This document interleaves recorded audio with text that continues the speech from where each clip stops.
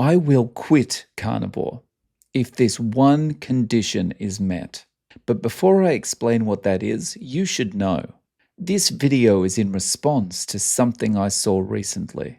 A doctor publicly calling out a man who had a stroke who happens to be carnivore. He said it's his duty to call this out. But here's what he didn't say. What we tend not to think about is that anti-carnivore people are watching the carnivore community's videos very closely. They watch, they comment, they screenshot, they stitch clips. And when something bad happens to a person eating carnivore, suddenly that becomes proof that this way of eating is dangerous, and I knew it all along.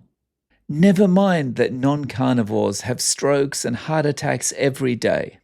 Never mind the fact that no one cares that I had a stroke over 30 years ago. Because I wasn't doing carnivore then, so that doesn't count. It doesn't fit the narrative. Here's what's insane.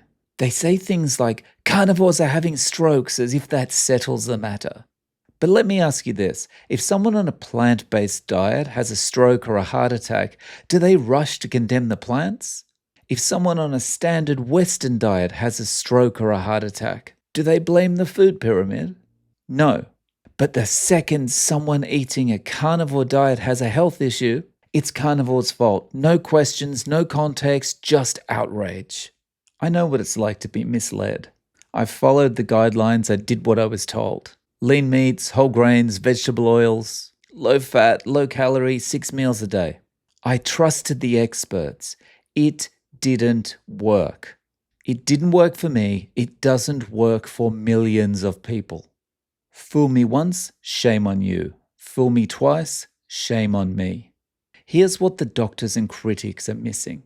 All the studies they rely on, the ones that say high cholesterol leads to heart attacks, are based on populations filled with people who are metabolically broken. Junk food eaters, alcohol abusers, people who sleep 4 hours a night and think a banana walnut muffin is a health food. So when they say this group of people with high cholesterol had more heart attacks, they're not talking about us. They're not talking about people who eat nothing but real food and avoid processed garbage. They're lumping everyone with high cholesterol into the same bucket because if you're trying to be right, nuance and reason don't matter. So back to the original question, will I quit carnivore? Here's the deal. I've been doing this for nearly 3 years. And in that time, I've felt healthier than I have my entire life. If someday I suddenly start feeling sick, if I stop sleeping, stop thinking clearly, stop feeling alive, then sure, I'll reconsider. Because I don't follow carnivore for the label. I do it for the results. To the critics who think they've caught me and other carnivores out, you're asking the wrong questions. You're not investigating, you're just pointing fingers. And if you want to be taken seriously, start by being consistent.